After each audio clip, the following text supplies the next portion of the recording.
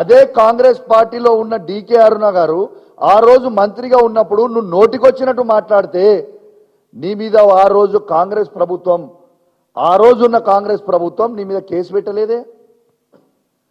మళ్ళా ఇదే బీఆర్ఎస్ ప్రభుత్వంలో జూపల్లి కృష్ణారావు గారు మంత్రిగా ఉన్నప్పుడు ఆయన మాట్లాడుతుంటే ఆయన చేతుల నుంచి నువ్వు మైక్ గుంజుకొని నువ్వు బూతులు తిట్టినా మా కేసీఆర్ గారు ఆ రోజు నీ మీద కేసు పెట్టలేదే. ఈడేమో నేను మా బీఆర్ఎస్ పార్టీ వాడు గెలిచినోడు దొంగ, ఆ దొంగ పోతే దొంగ రాబోయే నేను అంటే నా మీద కేసులు పెడతావా?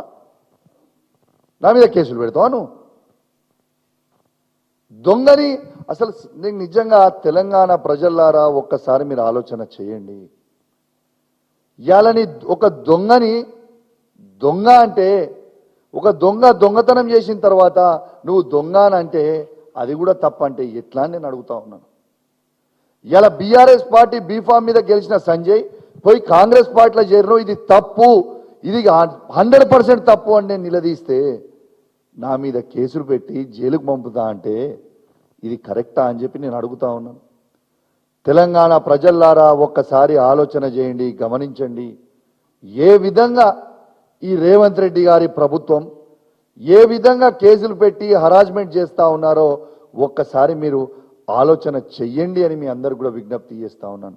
నీతి నిజాయితీ కోసం మాట్లాడితే కూడా, రైతుల పక్షాన మాట్లాడితే కూడా, యువకుల పక్షాన మాట్లాడితే కూడా, పేద మహిళల పక్షాన మాట్లాడితే ఇవాళ కేసులు పెడతా అంటే ఇది న్యాయమా? ఒక్కసారి మీరు ఆలోచన చేయండి అని నేను అడుగుతా ఉన్నాను.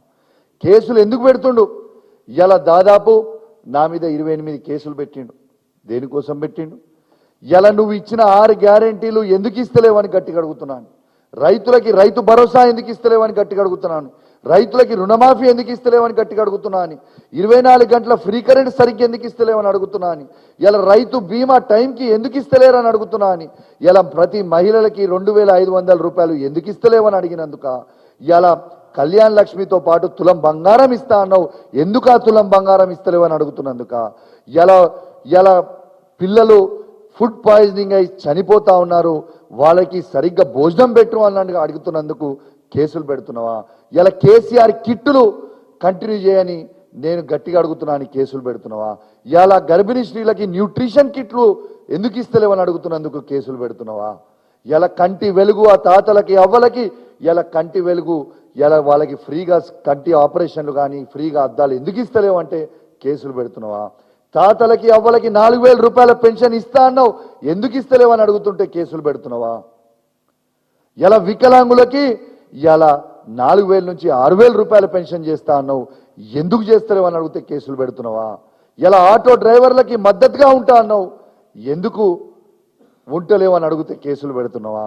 ఇలా రైతు కూలీలకి 1,02,00,000 మంది రైతు కూలీలు ఉన్నారు, నువ్వు కేవలం 10 లక్షల మంది రైతు కూలీలకే ఇలా 12,000 ఇస్తున్నావు, మరి మిగతా ఉన్న 92 లక్షల మంది రైతు కూలీలు ఏమి కావాలని అడిగితే కేసులు పెడుతున్నావా?